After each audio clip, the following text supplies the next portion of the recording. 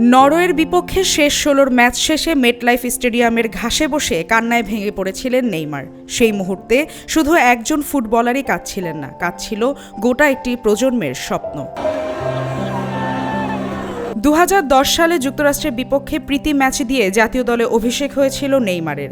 কিশোর বয়সেই তাকে বলা হয়েছিল ব্রাজিল ফুটবলের পরবর্তী মহাতারকা।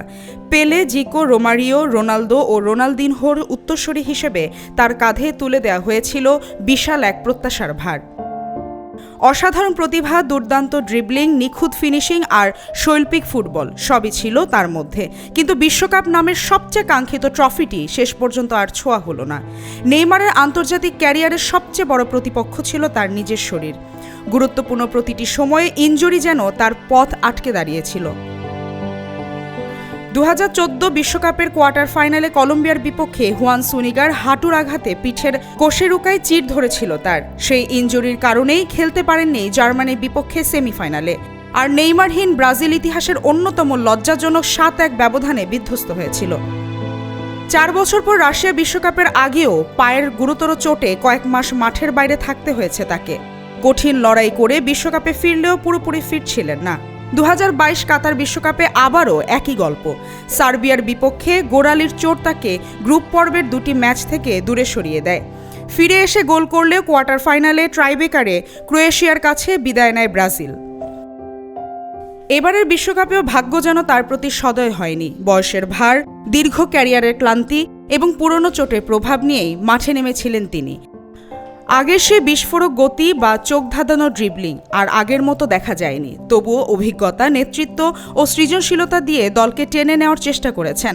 কিন্তু ফুটবল তো একার খেলা নয়। শেষ পর্যন্ত ব্রাজিল থেমে গেছে শেষ ১৬তেই। নরওয়ের বিপক্ষে বিদায়ের সেই ম্যাচে ব্রাজিলের একমাত্র গোলটিও এসেছে নেইমারের পা থেকে। যোগ করার সময়ে পেনাল্টি থেকে ব্যবধান কমালেও ততক্ষণে অনেক দেরি হয়ে গেছে। শেষ বাঁশি বাজার সঙ্গে সঙ্গেই মাঠে ভেঙে পড়েন তিনি। সেই দৃশ্য আবেগাপ্লুত করেছে কোটি কোটি ফুটবল প্রেমীকে। ম্যাচ শেষে নেইমারের আবেগ ঘন কথায় অনেকেই দল থেকে তার বিদায়ের ইঙ্গিত হিসেবে দেখছেন। কারণ ২০৩০ বিশ্বকাপের সময় তার বয়স হবে ৩৮ বছর। বাস্তবতা বলছে সেই বয়সে আরেকটি বিশ্বকাপ খেলার সম্ভাবনা খুবই ক্ষীণ। ব্রাজিলের হয়ে ১৩০ ম্যাচে ৮০ গোল ও ৫৮টি অ্যাসিস্ট তাকে দেশের ইতিহাসের অন্যতম সফল ফুটবলারের আসনে বসিয়েছে। পরিসংখ্যানের হিসেবে নেইমারের আন্তর্জাতিক ক্যারিয়ার ঈর্ষণীয়। ব্রাজিলের হয়ে ১৩০ ম্যাচে ৮০ গোল ও ৫৮টি অ্যাসিস্ট তাকে দেশের ইতিহাসের অন্যতম সফল ফুটবলারের আসনে বসিয়েছে। গোলের হিসেবে তিনি ব্রাজিলের সর্বকালের সর্বোচ্চ গোলদাতা। জাতীয় দলের হয়ে তার সবচেয়ে বড় সাফল্য ২০১৩ সালের কনফেডারেশনস কাপ।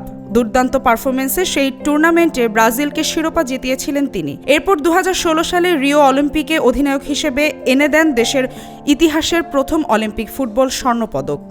তবুও ফুটবল শুধু সংখ্যার খেলা নয়। বিশ্বকাপ জিততে না পারার আক্ষেপ হয়তো এই অসাধারণ অর্জনগুলোকেও অসম্পূর্ণ করে রাখবে। ব্রাজিলের মতো ফুটবল পাগল দেশে একজন মহাতারকার সাফল্যের শেষ বিচার হয় বিশ্বকাপ দিয়েই। নেইমারের ক্যারিয়ার ঘিরে বিতর্কও ছিল কম নয়। কখনো অতিরিক্ত নাটকীয়তার অভিযোগ, কখনো ইনজুরি, কখনো ক্লাব বদলের সিদ্ধান্ত, সবকিছু নিয়েই হয়েছে সমালোচনা। মেটলাইফ স্টেডিয়ামে নেইমারের অশ্রু হয়তো শুধু একজন ফুটবলারের সম্ভাব্য বিদায়ের প্রতীক নয়। সেটি এমন এক অসমাপ্ত স্বপ্নের শেষ অধ্যায় যা কোটি কোটি ব্রাজিল সমর্থক বছরের পর বছর হৃদয় লালন করে এসেছে। মালিহা চৌধুরী, আয়না টেলিভিশন।